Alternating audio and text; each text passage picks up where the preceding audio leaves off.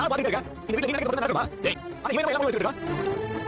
ஏய் முத்து, நீ சொல்றதா கேட்டுட்டு வீட்ல இருக்க முடியாது. உனக்கு ஒரு விஷயம் புரியல, நீ அதுல வரைக்கும்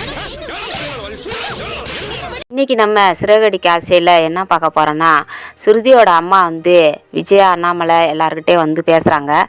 இந்த மாதிரி நீங்கள் வீடு கட்ட போகிறீங்களாமே, மேலே ஏதோ முத்துவுக்கும் மீனாவுக்கும் ரூம் எடுக்க போகிறீங்களாமே அப்படி சொல்லி கேட்குறாங்க. அதுக்கு அண்ணாமலை சொல்கிறாங்க, ஆமாம் ரூம் எடுக்க போகிறோம். முதல்ல கல்யாணம் ஆகாமல் இருந்தாங்க, அப்போ தெரியல. இப்போ 3 பேர்த்துக்கு கல்யாணம் ஆயிடுச்சு, அதனால் ஆளுக்கு ஒரு ஒரு ரூம் வேணும், அதுக்கு மேலே ரூம் எடுக்க போகிறோம் அப்படின்னு சொல்லி சொன்னாங்க.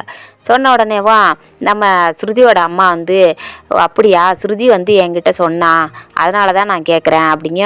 விஜயா வந்து, ஆமாம் சம்பந்தி, எல்லாருக்கும் ரூம் இல்லைன்னு சொல்லிட்டு ஒரே சண்டை போட்டுக்கிட்டு இருக்கிறாங்க, அதனால் சரி மேலேயும் ஒரு ரூம் எடுக்கலான்னு சொல்லிட்டு பார்க்குறோம் அப்படின்னு சொல்லி சொல்லும் போல் ஸ்ருதியோட அம்மா சொல்கிறாங்க, இந்த வீடு கட்டும் போல் கூட எங்கள் வீட்டுக்காரர் தானே லோன் அரேஞ்ச் பண்ணி தந்தார் அப்படின்னு சொல்லிட்டு அண்ணாமலையை பார்த்து கேட்குறாங்க.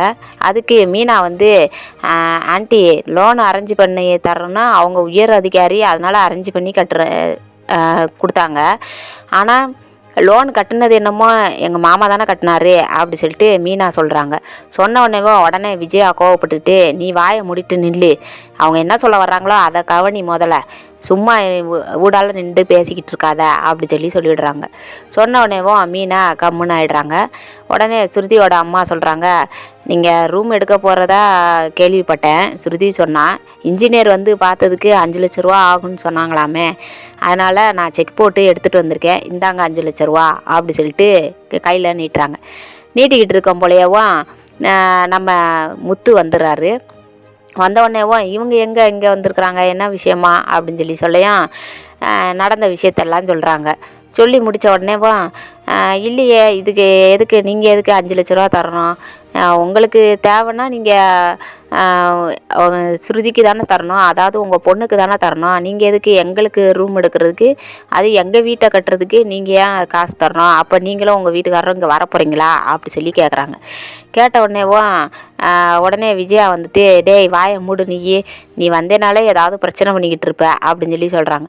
சொன்ன உடனே முத்து வந்து, என்னடா ரவி, நீ ஏதாவது கேட்டையா அப்படிங்க. இல்லைடா எனக்கு தெரியாது அப்படி சொல்லிட்டு ரவி சொல்லிடுறாங்க. சொல்லி முடித்த உடனேவா நம்ம மீனா வந்துட்டு, இல்லை இவங்க காசு தர்றது கரெக்டு, ஆனால் இவங்க பொண்ணுக்கு தானே தரணும், எதுக்கு நம்ம வீட்டில் ரூம் கட்டுறதுக்காண்டி எதுக்கு இவங்க தரணும், அவங்க பொண்ணுக்கு வேணால் அவங்க செய்ய வேண்டியதானே அப்படி சொல்லியும் முத்து வந்து, ஆமாம் மீனா கரெக்டு, நீ பேசுகிறது கரெக்டு தான் அப்படின்னு சொல்கிறாங்க. சொல்லி முடித்த உடனேவா முத்து வந்துட்டு, ரவி உனக்கு வேணும் அப்படின்னா இந்த காசை வாங்கி நீ வேணால் வெளியில் போய் வீடு கட்டிட்டு, இல்லாட்டி இடம் வாங்கி நீயே வீடு நல்லா ஃப்ளாட்டு கரண்டாக கட்டி கூட இருந்துக்கோ, ஆனால் எங்களுக்கு தேவையில்லை அப்படின்னு சொல்லியும் உடனே விஜயா வந்து எந்திரிச்சிட்டு, ஆமாம் இவன் எல்லாத்தையும் நீ விரட்டி விட்டுட்டு நீ வீட்டுக்குள்ளே இருக்கலான்னு ஐடியா பண்ணுறியா அப்படின்னு சொல்லி விஜயா எடுத்து கொடுத்துட்றாங்க. விஜயா எடுத்து கொடுத்த உடனேவா மனோஜ் பிடிச்சிக்கிறாரு. ஆமாம் இவனுக்கு அதுதான் பிளானு, இவனும் அவன் பொண்டாட்டியும் மட்டும்தான் இங்கே இருக்கணும், மற்ற எல்லாரையும் வெளியில் விரட்டி விடணும்னு சொல்லிட்டு ஐடியா பண்ணிக்கிட்டு இருக்கிறான் அப்படின்னு சொல்லிட்டு சொல்லியும் முத்துவுக்கு கோவம் வந்துட்டு, ஏன்டா நாயை, நீ வந்துட்டு அப்பாவோட காசை எடுத்துகிட்டு போகாமல் இருந்தா இந்த அசிங்கெல்லாம் தேவையா, நீ அன்னைக்கு எடுத்துகிட்டு ஓட போய் தானே நாயை இப்போ இவ்வளோ கஷ்டம் இருக்குது நம்மளுக்கு, இல்லைன்னா இவ்வளோ கஷ்டம் இருக்குமா அப்படின்னு சொல்லிட்டு முத்து வந்து மனோஜை அடிக்க ஆரம்பிச்சிடறாங்க. ரோஹிணி தடுக்கிறாங்க, தடுத்தும் கூட மனோஜுக்கு அடி உழுகுது.